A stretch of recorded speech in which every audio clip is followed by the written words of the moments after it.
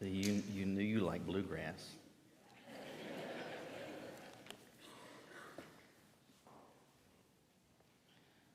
Clean up here a little bit. You know, it's interesting in life. There are plenty of occasions where someone says something where we know that they're joking. It's very clear that they're not being serious. For example, if you were to go to the bank one day this week and say, "Hey, I'd like to cash a check," if the teller were to say to you, "I'm sorry, we're out of money," you would just kind of know that they're joking with you. It was some weeks ago. I think I left my tablet. I left something at home after I had already gotten to church, and it was just before Sunday school started, and I needed to go home and get it. And so as I am walking out, people are coming in, and I'm not sure who it was. It might have been Elsie even that was coming in, staggering into church. And something was said along these lines: you're going the wrong way, aren't you? And I said, I looked at the bulletin and I saw who was preaching. I decided I'm not staying here. And that was pretty clear. That was a joke because I was obviously the one that was preaching. Sometimes, though, it's a little more difficult to know whether somebody's shooting straight with you or not. I remember this has happened now twice at the Bojangles over here on Wendover, the one near Chick-fil-A. Anyway, I had been there to get something to eat. I'm sure it was like a salad and water with some fries. And whatever it was that I ordered fries. And so if you're familiar with Bojangles, you know that if you want ketchup with your fries, you have to ask it because they treat it like a controlled substance, right? And so they give me the tray for me to go sit down, and I say, "Can I have some ketchup?" And they said, "We don't have any ketchup." Are you serious? Like, isn't it illegal to sell French fries and not have ketchup? This happened not just once. It's happened twice. In both instances, they explained that they were just out. I don't really know how you can be out of ketchup if you sell French fries. But both times when they said that, my initial thought was, are you serious? Are you serious? Sometimes it's difficult to tell if someone is being serious.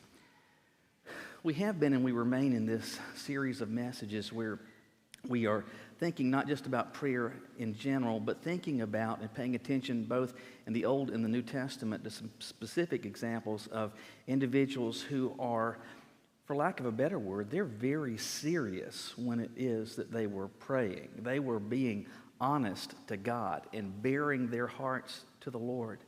And we've been trying to pay attention to what they did in hopes that it might have an impact on our lives and our own walks with the Lord. But let me ask you this. Do you think it is that God wants me, He wants you as His children to talk to Him? Yes. I think that goes without saying. Secondly, let me ask you this. Do you think when we are talking to Him that He actually wants us to be serious about what we're doing? I think you'd probably say, well, yes. Well, yes. Yeah, God wants me to be serious when I pray to Him. But that begs this question we're going to think about today. How can I tell if I'm being serious as I pray? Look with me in your Bibles today to Acts chapter 12. Acts chapter 12. We're going to look at the first 16 verses. You can follow along in your Bible or on the screen. But Luke is writing here, and we're told that it was about that time that King Herod violently attacked some who belonged to the church. He executed James, John's brother, with the sword. When he saw that it pleased the Jews, he proceeded to arrest Peter too during the Feast of Unleavened Bread. After the arrest, he put him in prison and assigned 4 squads of 4 soldiers each to guard him, intending to bring him out to the people after the Passover. So Peter was kept in prison, but the church was praying fervently to God for him. If you underline something, that's a good phrase to underline. The church was praying fervently for him. Verse 6, when Herod was about to bring him out for trial, that very night Peter, bound with 2 chains, was sleeping between 2 soldiers, while the sentries in front of the door guarded the prison. Suddenly an angel of the Lord appeared, and a light shone in the cell. Striking Peter on the side, he woke him up and said, "Quick, get up." And the chains fell off his wrists. Get dressed, the angel told him, and put on your sandals, and he did. Wrap your cloak around you, he told him, and follow me. So Peter went out and followed, and he did not know that what the angel did was really happening, but he thought instead he was seeing a vision. After they passed the first and second guards, they came to the iron gate that leads into the city, which opened to them by itself. They went outside and passed one street, and suddenly the angel left him. And when Peter came to himself, he said, "Now I know for certain that the Lord has sent his angel and rescued me from Herod's grasp and from all the Jewish people and from all that the Jewish people expected." As soon as he realized this, he went to the house of Mary, the mother of John Mark, where many had assembled and were praying. He knocked at the door of the outer gate, and a servant named Rhoda came to answer. She recognized Peter's voice, and because of her joy, she did not open the gate, but ran in and announced that Peter was standing at the outer gate. "You're out of your mind," they told her, but she kept insisting that it was true, and they said, "It's his angel." Peter, however, kept on knocking, and when they opened the door and saw him, they were amazed. This passage here helps us think through that question we want to give thought today because it matters. How can I tell if I'm being serious as and when I pray? We're going to answer that in a minute, but we're going to just kind of walk through this and establish what's going on in our minds. In verse 1, we're told about King Herod. And this is not the same King Herod that you see mentioned back in Matthew chapter 2. That's Herod the Great. This is actually his grandson, Herod Agrippa. And Herod the Great and Herod Agrippa, the grandson, they are operating under the direction of Rome over this Jewish area, over Palestine. So they're effectively a Roman governor, but they're referred to as the king of the Jews. And if you had that job, you wanted to make sure two things were true. You wanted to make sure that Rome was happy with you, and to accomplish that, you would want to make sure that the people you're governing are pretty happy with you. So if all is quiet, then all is well. And so what is going on is that because we know this is Herod Agrippa, that takes this between 37 and 44 AD. That gives us some time frame as to when this is going on. Perhaps less than 5 years after the death, burial, and resurrection of Jesus. So the church is very much in its infancy. And what is happening is that there is increasing word spreading about the fact that Jesus, whom they had crucified, died, was not only buried, but was actually resurrected. And it is inviting people, as he did when he walked among them, to follow him. And you had this new group of people that were referred to as the people of the way, these Christians. And the Jews don't like this because many of these that are becoming these early Christians have been steeped in formal Judaism. And so this whole idea of these Christians and that message about Jesus spreading, if you're a Roman governor, that's something that might cause you concern, because if the Jews are instigated, that might cause some problems back in Rome with how they view you're controlling the situation. And so we are told that what he did was to cause trouble. He started actively persecuting the church, and he takes James, who is the brother of John. John the gospel writer. You had these sons of Zebedee, James and John. This is not the James, the half-brother of Jesus, but the brother of the gospel writer. And what Herod does is to have him executed. Has he done anything wrong? No. But he's a follower of Jesus. And Herod wanted to communicate, this is what we do with those Jesus followers. We kill Jesus, and we're going to kill those that associate with him, because that makes the Jews happy, and that makes Rome happy. Verse 3 says, we're told that when he saw this pleased the Jews, he proceeded to arrest Peter too. So if killing one is good, killing two would be even better. If killing one makes them happy, killing two, especially prominent leaders in the early church, that's really going to cause them to be especially grateful for Herod's leadership. And so he has Peter arrested. And we're told this occurs during the Feast of Unleavened Bread.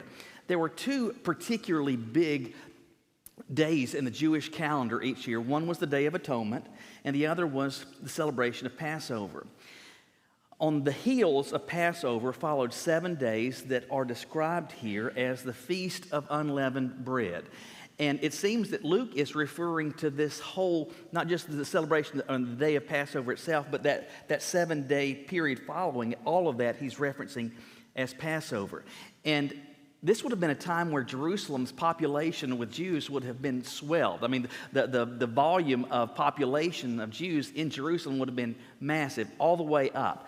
And so it was during this time that Herod decides, I'm going to arrest Peter. I'm going to maximize the known opposition that I have to all this Christian stuff. So he has Peter, one of the most significant leaders in the early church, has him arrested. But he knows that it wouldn't be prudent, it wouldn't be nice, it would be tacky to kill him during a significant religious festival. So we need to make sure that that happens afterwards. Just as Jesus was crucified before Passover began, we need to make sure that Peter is going to be killed afterwards. And so what he does is that he has him tossed into the can. So you've got Peter in prison, but this is a high-value inmate. And so we need to make sure that this joker does not get out. And so we're going to assign 4 sentries to him around the clock. He's going to have 16 people with eyes just on him. And so as he is imprisoned, we're told, verse 5, that the church was praying fervently to God for him. The church is praying fervently to God for him. As they are praying, they don't know exactly what's going on in the prison because they can't know. And so as they are doing this, the church is praying, and Peter is imprisoned waiting for a trial. Now, this trial would have effectively just been for the tabloids. It would have been just a show trial, an absolute farce, because Peter had done nothing wrong, but we need to do something formally so that he can be sentenced to death and he can be publicly executed. And so everyone anticipates that this is what is going to happen. In fact, you see in verse 11, and we'll come back to this in a moment, when Peter realizes that he's been rescued, he's been rescued from Herod's grasp and from all the Jewish people expected. Everybody expected that Peter's death was an accomplished fate. It was just waiting to happen. And so as he is in prison, he's probably thinking, I wonder how many more nights that I have. What might I choose as my last meal? Who knows? As he is in there, this angel appears, and we're told in verse 7 that the chains fall off his wrist. The angel tells him to get up and get dressed. And how exactly all this happens, we don't know. Perhaps it was that these sentries are caused by God to be asleep, but the guards aren't guarding. And so he is able to pass through them and finally gets to the outer gate that would lead into the city itself. It opens like the doors at Harris Teeter, and he just walks out. Now, Peter is thinking, is this really happening? Is this really real? And there's probably been some instances in your life where you thought, is what I am experiencing the moment, is this actually happening? And Peter realizes it actually is happening. And we're told, he says, I know for certain the Lord has sent his angel and rescued me from Herod's grasp and from all that the Jewish people expected. That's the bulk of the story. We've just read it. We've just thought through it, talked through it. That's the narrative as to what's occurring here. But it leads us back to the question we want to give thought to, which is this: how can I tell if I'm being serious when I pray? Because it's pretty clear, whatever is going on in verse 5, the church was praying fervently to God for Peter. They were being serious. How can I tell? Just want to give you one answer today, and here it is. It's very simple. Ask yourself, do I think I'm doing something consequential? Ask yourself and answer this question. As I am praying, do I actually think, do I have confidence I am doing something consequential? All right, so back in verse 5, we have that statement where we're told the church was praying fervently to God for Peter. It's interesting, the word that's used there, fervently, is a word that literally means to be stretched out. It conveys the idea, man, I'm giving everything that I've got. There's no reserves. I'm coming to the table with everything. I'm giving everything that I've got. They are very earnest. They are praying fervently. Put in our vernacular, we would say they were praying seriously. They were serious about talking to God. They were serious as they prayed to Him. And praying seriously for them was based on this fact. They understood and believed that what they were doing was consequential. They were doing something that mattered. Why in the world would I say that they were doing something that they believed and thought mattered and was consequential? I say that because they weren't doing anything else.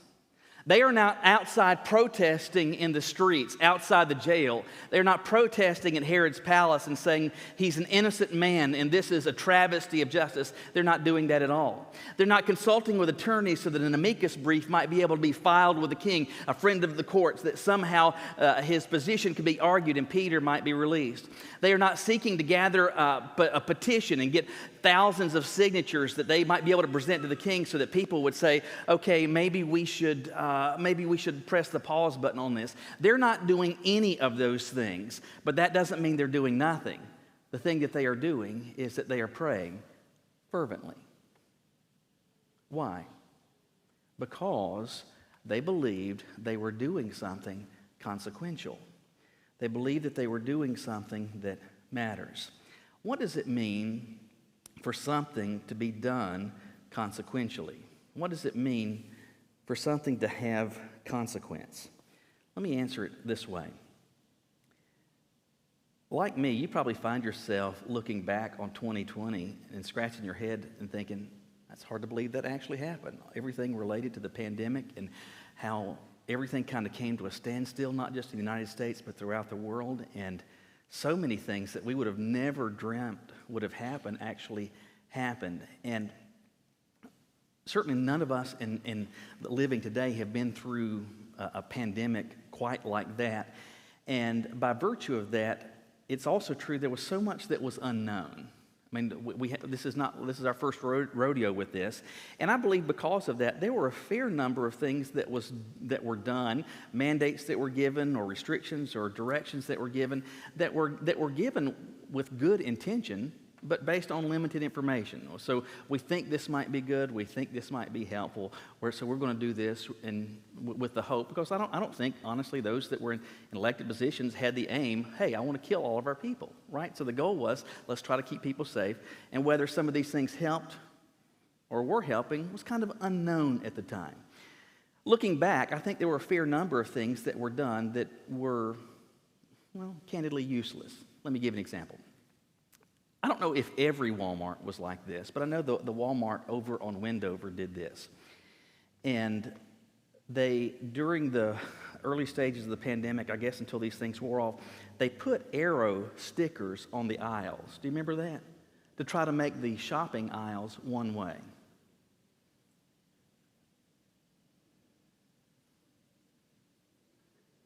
Have you been to Walmart before? Have you even been to the parking lot before? You're aware in the parking lot there are actual one-way roads in there that aren't really wide enough for two cars to go through, and there's this big gigantic arrow painted, and the cars are positioned in the parking lot so as to clearly communicate and demonstrate this road is one way, and what happens? Magoo is coming up the other way. Right? Even in the parking lot where you could hit somebody with a car, people aren't paying attention. There's all these prices on everything at Walmart, and it seems that so many are just saying, what does that mean? And are just walking out with it, right? I'm telling you, nobody at Walmart is paying attention to anything, much less these stickers that are on the floor saying one way. And if you walked into Walmart during that time, and I remember the first time I went, I thought, well, I guess I started looking around. Nobody's paying attention to this. This is dumb. And I thought, I bet the person who was putting those stickers down probably thought to themselves this sure is a waste of time. This is a waste of time. I believe the person doing that probably, if pressed, would have said this: what I am doing has no consequence. For some, and that helps communicate in our minds the definition of consequence. And consequence says that if I don't do X, the outcome would be different. If I do X, the outcome will be different. As it relates to the subject at hand, we would say it this way. In fact, it's even cliche. Prayer changes things. That's a very specific way of communicating the thought that talking to God has effect. It actually has consequence. Now, if I asked everybody to raise your hand, how many of you think that it is true that prayer changes things, that talking to God actually has consequence? Probably everybody's hand would raise and there could be thunderous applause, and we would just unanimously in agreement say, yes, that is true. We assent to that fact. We say that is true. We believe that is true. But I'll be honest with you, consistently, I think we act as though it's not true. Think even what would happen if we actually believed that what we're doing is consequential. Don't you think it would matter and have an impact on the things that we say to God? Maybe even this morning, and if you heard this in your Sunday school class, I have no idea, and so I'm not targeting anybody at all in this. But maybe in Sunday school this morning, you had prayer requests, whatever, somebody is voicing a prayer in Sunday school. And perhaps somebody said today, and Lord, please be with all the missionaries today. Sounds kind of spiritual, doesn't it? I'm praying, Lord, I'm talking about missionaries. That's positive. But if I really thought I was doing something consequential, do you think I would say that? Because how would I even know if he did it? Please be with the missionaries. Please be with the salt and pepper. Please be with the silk plant. It is so vague and so nebulous, I think it speaks to the fact that we say that it matters and we say that it's consequential, but when push comes to shove, I don't know that we actually believe it. Let me give you another way. Once a month, we have a corporate prayer time. There are typically more youth than there are adults here. Why is that? Prayer changes things. Oh, it matters.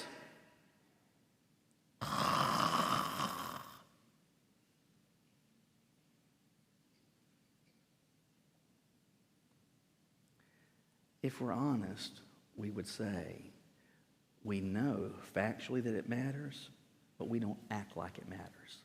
In fact, maybe we don't even believe that it matters. But I'm going to tell you, there was a group that did. This early church they are stretched out.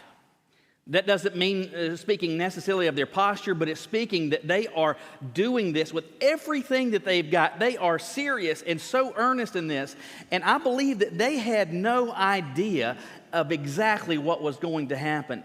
And as they prayed, I don't believe that, and me suggesting praying with fervency and being serious about it means that you get to dictate the results and to say exactly what the consequence is. But they were praying fervently for Peter. They knew that he was imprisoned, but I believe verse 11 includes them. Look back in verse 11. It says, Peter says that his angel rescued me from Herod's grasp and from all that the Jewish people expected. I think that included even the people praying. I really think, sincerely, and I'll prove it in a second, I think they thought Peter was, his death was a foregone conclusion. He is going to die. He's going to be executed. We're going to pray for him, and we're going to be serious.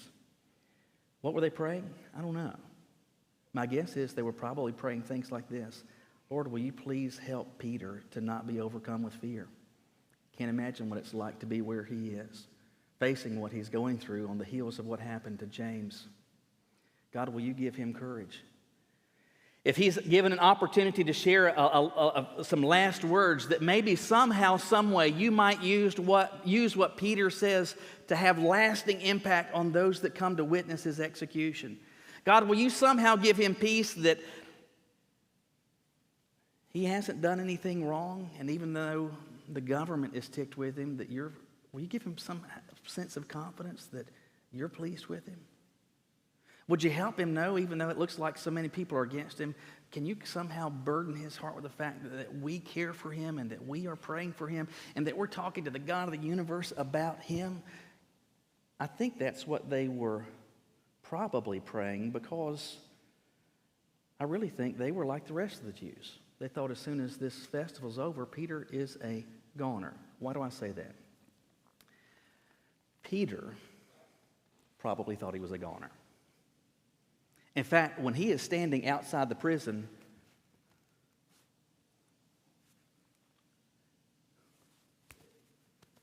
is this really real? He discovers, man, I actually am free. And he says, I know for certain the Lord sent his angel and rescued me from this. And so what does he do? We're told that he goes to the house of Mary, who was the mother of John Mark. John Mark's the gospel writer. And that's where these people are, these early believers that are doing what we're told in verse 5. They are praying fervently.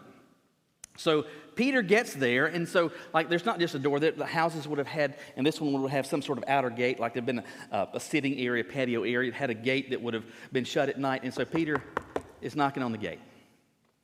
Rhoda, who is the servant, comes, and keep in mind, it's dark, it's nighttime. There's not street lights, there's not porch lights, there's not a Ring camera, there's none of those things that are being experienced. And so it's really quiet. You're not hearing cars go by. You hear this knock, and she comes out, probably thinking, who in the world will be showing up this time of night?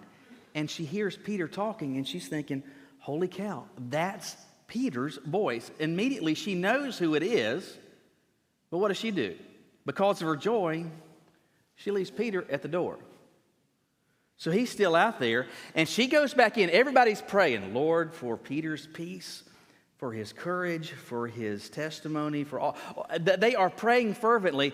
Hey, guys, Peter is here. And what do they say? You're out of your mind. You're nuts. They thought Peter was a goner. Peter thought he was a goner. But what? They still prayed. They still called out to God, and they were still asking for God to work, having no idea what it was that God may do. And they are saying, you're out of your mind. And they say, no. I'm telling you, he is here. And they say, no, it's his angel. And Peter's out there getting calluses on his knuckles, carpal tunnel. Oh, let's go let him in. And what happens? The people opened the door, they saw him, they were amazed. And I believe, as Peter was, back in verse 11, they knew for certain that the Lord had done something. Why are we thinking about this? Why are we trying to answer that question? Do I think that I'm doing something consequential? Why do I need to get to a point where I could say yes? I think it's because of this. If I am serious about what I am doing when I talk to God, I believe he's going to be serious in responding to me. Now, that doesn't mean that it's a blank check and you just name it, claim it, blab it, grab it. I'm not saying that whatsoever. They had no idea what God was going to do, but they knew that somehow, because they were praying, that there were things that were going to happen that would not otherwise happen. That God would do something and he would act in ways that were they not to do this, they would not happen. They had no idea fully what God was going to do. They had every reasonable expectation that Peter was a goner, but they were serious about praying, and what did they discover? As they were serious about praying, God was serious about responding, and they were able to discover, we follow a God who can do anything.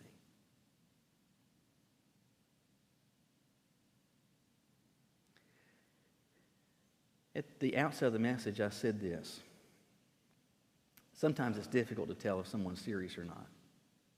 Maybe sometimes even with me, I say all kinds of nonsense, and you wonder, is Michael serious or not? I will say this, God always knows. He really does. You're not pulling the wool over, you're not fooling, you're not kidding him ever, ever, ever. But maybe it is that you've been fooling yourself. Maybe going through some motions where you weren't really serious. And God's helping you today to impress that question on your heart. Am I doing something that is consequential?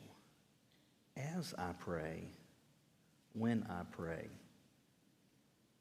Am I serious? As you pray, when you pray, are you serious? Will you bow your heads with me?